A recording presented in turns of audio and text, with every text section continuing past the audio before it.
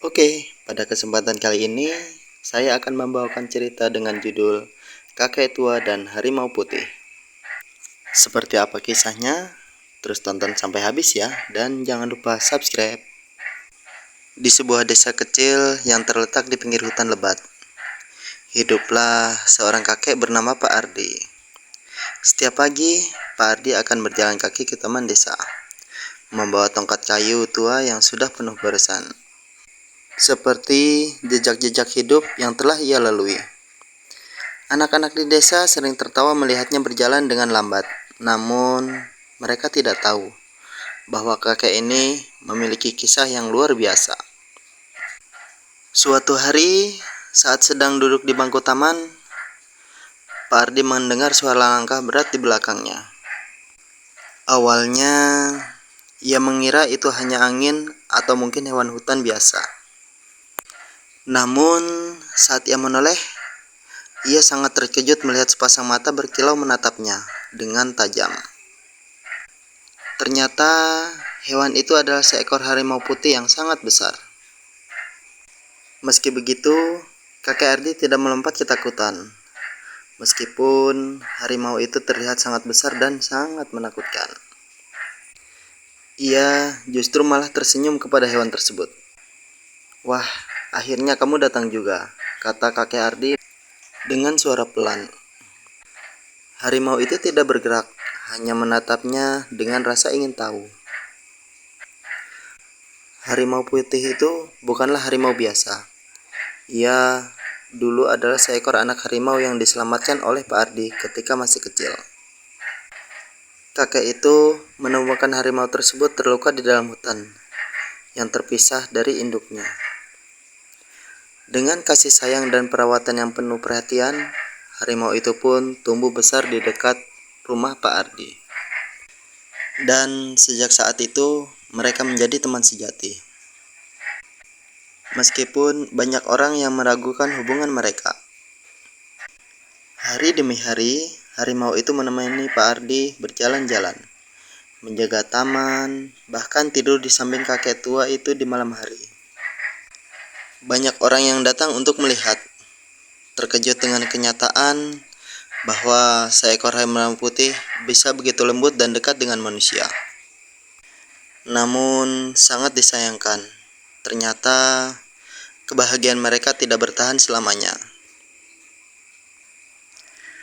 Suatu malam, saat musim hujan datang, harimau putih itu mulai menunjukkan tanda-tanda kelelahan. Ia menjadi semakin kurus dan langkahnya tidak sekuat dulu. Pak Ardi yang melihat hal tersebut akhirnya merasa cemas. Tapi harimau itu hanya menatapnya dengan mata penuh pengertian.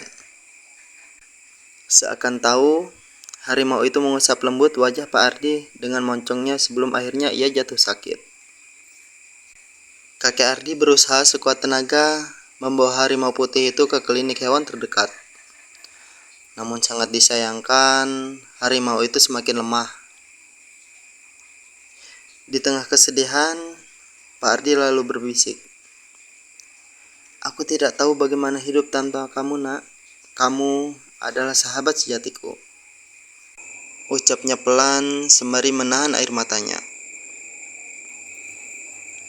Hari demi hari, keadaan harimau semakin memburuk. Hingga pada suatu pagi yang sunyi, harimau itu pun menghembuskan nafas terakhirnya di samping Pak Ardi.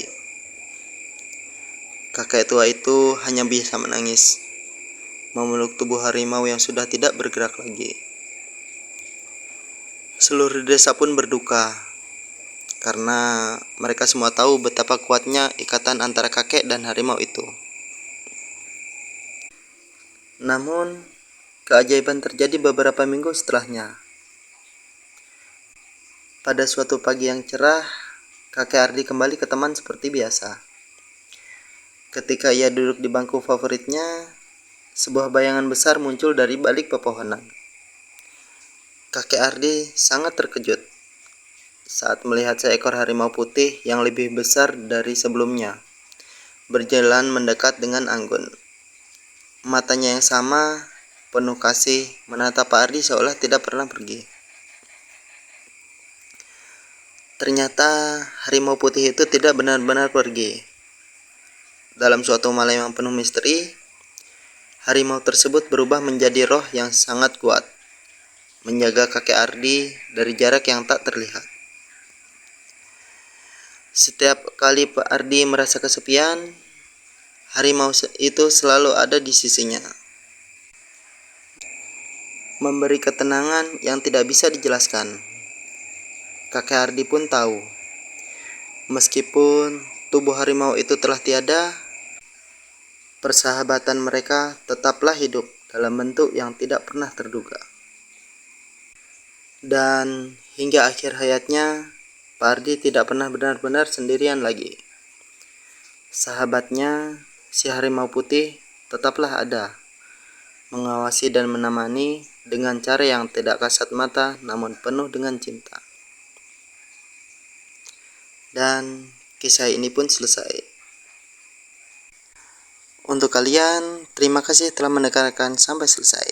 Dan jangan lupa untuk subscribe channel ini dan nantikan kisah-kisah menarik selanjutnya. Bye bye.